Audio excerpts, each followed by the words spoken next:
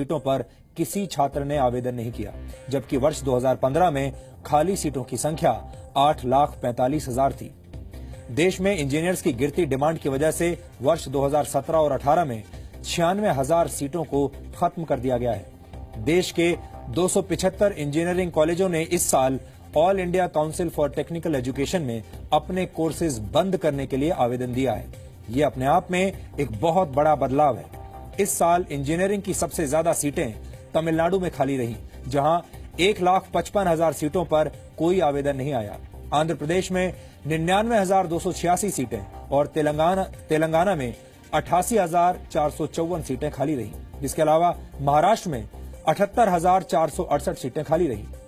हिमाचल प्रदेश में 82% सीटों का कोई दावेदार नहीं था। उत्तराखंड और हरियाणा में 73% सीटें खाली रह गई।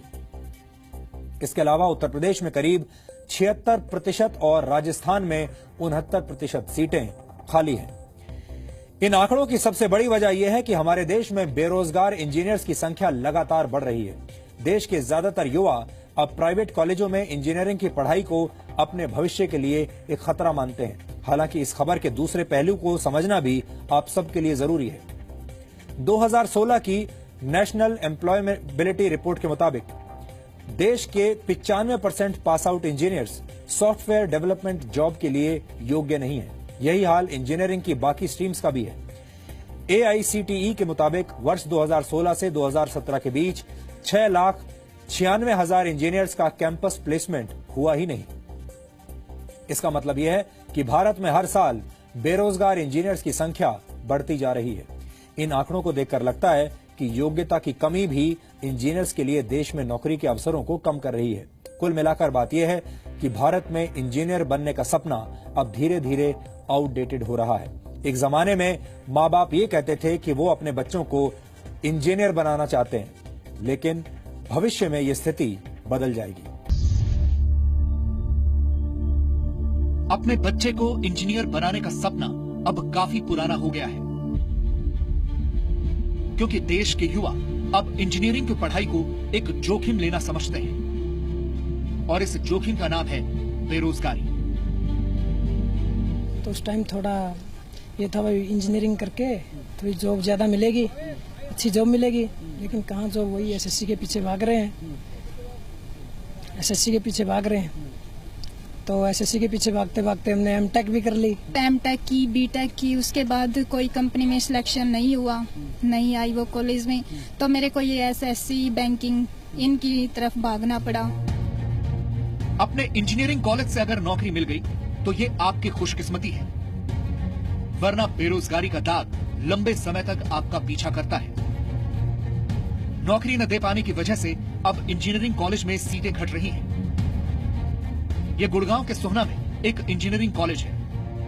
इस वक्त हम गुड़गांव के एक प्राइवेट इंजीनियरिंग कॉलेज की क्लास में हैं। आपको मेरी आवाज गूंजती हुई सुनाई दे रही होगी, और इस बात की पूरी संभावना है कि जब प्रोफेसर यहां क्लास लेंगे तो उनकी आवाज भी कुछ ऐसे ही अंदाज में गूंजेगी, क्योंकि 60% सीटें इस कॉलेज की अभी तक खाली हैं और एडमिशन के खत्म होने का वक्त आ चुका है। और ये सिर्फ इस इंजीनियरिंग कॉलेज की हालत नहीं है, देश भर में ज्यादातर प्राइवेट इंजीनियरिंग कॉलेज के हालात कुछ इसी तरह के उभर कर सामने आ रहे हैं। एक्सपर्ट मानते हैं कि बाजार में इंजीनियर्स की जरूरत कम हो रही है, लेकिन इसका दूसरा पहलू ये भी है कि देश के ज्यादातर प्राइवेट इंजीनियरिंग कॉलेज अच्छी शिक्षा नहीं दे पा रहे हैं, जिसकी वजह से कंपनियों को योग्य इंजीनियर जरूरत के मुताबिक नहीं मिल रहे हैं। क्वालिटी तो नहीं, लेकिन मार्क्स लेके घूम रहे हैं, जिसके कारण के लोग मार्कशीट सबके पास है, क्वालिटी किसी के पास नहीं। अगर क्वालिटी वाले 5 भी इंजीनियर आपको मिल जाए तो आप देखिए कि उसका कितनी डिमांड है। क्वालिटी वाले 4 भी प्रोफेसर किसी कॉलेज में मिल जाए, देखिए उसका कितना डिमांड है। इसलिए अभी पूरी ही युग टेक्निकल काफी आगे बढ़ चुका है, एडवांसमेंट हो चुका है। जिनके पास क्वालिटी है वो कॉलेज ही सर्वाइव करेगा, वो लड़के भी सर्वाइव करेंगे, वो इंजीनियर के भी समाज में कुछ होगा। अब जरा तस्वीर का एक और पहलू देखिए। इंजीनियरिंग की पढ़ाई पूरी कर चुकी मिनी अब दिल्ली के मुखर्जी नगर में रहकर पिछले 3 साल से कोचिंग ले रही है ताकि एक नौकरी पा सके। 2012 में इंजीनियरिंग पूरी करने के बाद मिनी कैंपस प्लेसमेंट पाने में नाकाम रही थी। और मरता क्या ना करे, पापा किसान हैं, अनपढ़ हैं, उन्होंने एक किसान होने के बावजूद भी मेरे को इतना पढ़ाया लिखाया। आपको पता ही है हरियाणा में, और वो भी गांव में, लड़की को बहुत मुश्किल। आसपास वाले लोग भी क्या कहते हैं, लड़की को इतना पढ़ा रहे हो ये वो। तो पापा ने फिर भी किसी की नहीं सुनी। अब एमटेक के बाद मेरे को दिल्ली भेज रखा है। यहाँ पे 10-15 हज़ार तो खर्चा आम बात है, हो ही जाता है। अब बैंकिंग की तैयारी कर रहे हैं हम।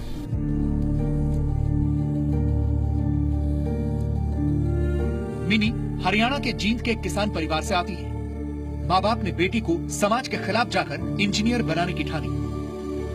न सिर्फ बीटेक बल्कि एमटेक भी करवाया, लेकिन इंजीनियरिंग की डिग्री तो मिल गई, नौकरी नहीं मिली। आस पास वाले रिश्तेदार सब कहते हैं पापा को कि लड़के को पढ़ाते तो बहुत था, काम भी आता, इससे अच्छा शादी कर देते, शादी में इतना पैसा लगा देते तो काम भी आता। अब लड़की पे क्यों लगा रहे हो, लड़की बेगाना धन होता है ये वो। लेकिन पापा इतने सपोर्टर हैं, मम्मी भी पापा भी, किसी की नहीं सुनते। ये कहते हैं कि लड़की आजकल लड़कों से भी कम है। तो उनकी उम्मीदों पे खरा उतरने के लिए ही मैं दिन रात मेहनत करने लगी हुई। इंजीनियरिंग का खूबसूरत सपना देखने वाले युवाओं को हकीकत कुछ ज्यादा ही कड़वी नजर आई। आखिर ऐसा क्यों है, यही सवाल हमने किया IIT दिल्ली के पास आउट उदय प्रताप सिंह से।